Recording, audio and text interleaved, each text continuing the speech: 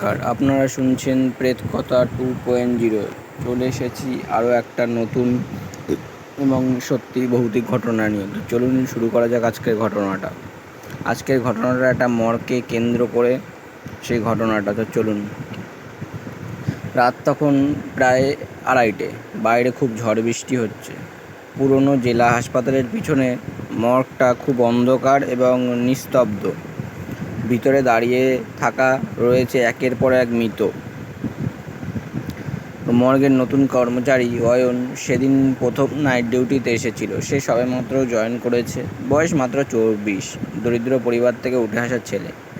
সাহসী আর ভান করলেও ভিতরে ভিতরে ভীষণ ভয় পেত। সেদিন তার সঙ্গে ছিল বৃদ্ধ ডোম রহিম কাকা। রহিম কাকা সিগারেট খেতে খেতে বলল, বাবা, একটা কথা মনে রাখিস, রাত 3টের পর এই মর্গে কারো ডাক শুনলেও সাড়া দিবি না। অয়ন হেসে বলল, ভূতের ভয় দেখাচ্ছ নাকি কাকা? রহিম কাকা কোনো উত্তর দিল না, শুধু ফ্যাকাশে হয়ে চোখে মর্গের শেষ ঘরটার দিকে তাকিয়ে রইল। সেই ঘরটায় দরজায় বড় অক্ষরে লেখা, লাশ কাটার ঘর, প্রবেশ নিষেধ। হঠাৎ বাইরে অ্যাম্বুলেন্সের শব্দ শোনা গেল। একটা মেয়ের লাশ এসছে। বয়স ওই খুব জোর 19-20 হবে। সাদা শাড়ি পরা, মুখটা অদ্ভুত সুন্দর, কিন্তু ঠোঁট নীল হয়ে আছে। পুলিশ বলল মেয়েটা নাকি ট্রেনে কাটা পড়েছে। অয়ন আর রহিম কাকা লাশটা টেবিলে তুলল। মেয়েটার মুখে অদ্ভুত শান্তি, যেন সে ঘুমাচ্ছে বহুদিন পর। রহিম কাকা কাপা গলায় বলল, এই মেয়েটার চোখে তাকাস না। অয়ন বিরক্ত হয়ে বলল, আপনি সব কিছু নিয়ে এত ভয় পান কেন কাকা? এতদিন কাজ করছেন। পোস্টমর্টম শুরু হলো। বাইরে তখনও ঝড় চলছে এবং ঝড়ের গতিটা আরও বেড়েছে। জানালায় বৃষ্টির শব্দ হচ্ছে। মর্গের হলুদ বাতিটা বারবার জ্বলছে নিভছে। অয়ন যখন মেয়েটার হাত কাটতে যাবে, ঠিক তখনই ঠক ঠক করে মর্গের দরজায় যেন কেউ আঘাত করছে। অয়ন চমকে উঠল। এই রাতে আবার কে এলো? রহিম কাকা হঠাৎ ফিসফিস করে বলল, দরজা খুলবি না। কিন্তু শব্দটা আবার হলো, এবার আরও একটু জোরে। অয়ন সাহস করে দরজা খুলে দিল। বাইরে কেউ নেই, শুধু অন্ধকার করিডোর। হঠাৎ পিছন থেকে রহিম কাকা চিৎকার করলো, অয়ন, পিছনে তাকাস না।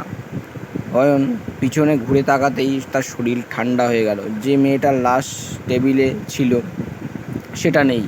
সাদা কাপড়টা মেঝেতে পড়ে আছে। মর্গের বাতি নিভে গেল।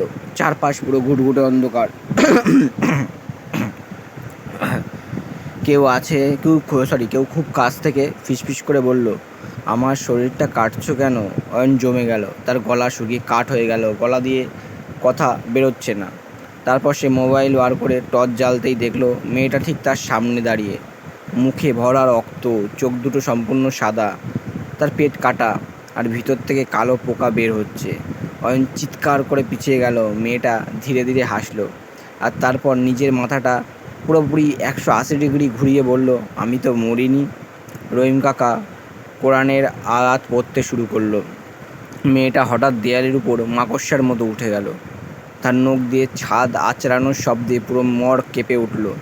অয়ন দৌড়ে বের হতে গেল, কিন্তু করিডোরের শেষে এসে যা দেখলো তাতে তার বুক বন্ধ হয়ে আসলো। মর্গের সব লাশ উঠে দাঁড়িয়ে আছে। কারো চোখ নেই, কারো মাথা ফাটা, কারো পেট কাটা। সবাই একসাথে অয়নের দিকে তাকিয়ে আছে। তারপর ধীরে ধীরে তারা হাঁটতে শুরু করলো অয়নের দিকে। অয়ন কাঁদতে কাঁদতে দৌড় দিল। হঠাৎ পিছন থেকে একটা ঠান্ডা হাত তার কাঁধে পড়ল। সে পিছনে ঘুরে তাকালো, সেই মেয়েটা। এবার তার মুখটা একদম কাছে। সে ফিসফিস করে বলল, আজ তোর লাশ কাটবো। পরদিন সকালে পুলিশ মর্গের দরজা ভেঙে ভিতরে ঢোকে। রহিম কাকাকে অজ্ঞান অবস্থায় পাওয়া যায়, কিন্তু অয়নকে কোথাও পাওয়া যায়নি। শুধু লাশ কাটার টেবিলের ওপর রক্ত দিয়ে লেখা ছিল, ও এখন আমাদের একজন। তো গল্পটা এখানেই শেষ হচ্ছে। গল্পটা কেমন লাগলো অবশ্যই কমেন্ট করে জানাবেন। আর যদি গল্পটা ভালো লেগে থাকে তো অবশ্যই করে লাইক, কমেন্ট এবং সাবস্ক্রাইব করে দেবেন, এবং বন্ধুদের সাথে শেয়ার করতে বলবেন না। তো দেখা হচ্ছে পরবর্তী ভিডিওতে। ততক্ষণের জন্য শুভরাত্রি, ভালো থাকবেন, আবার দেখা হবে।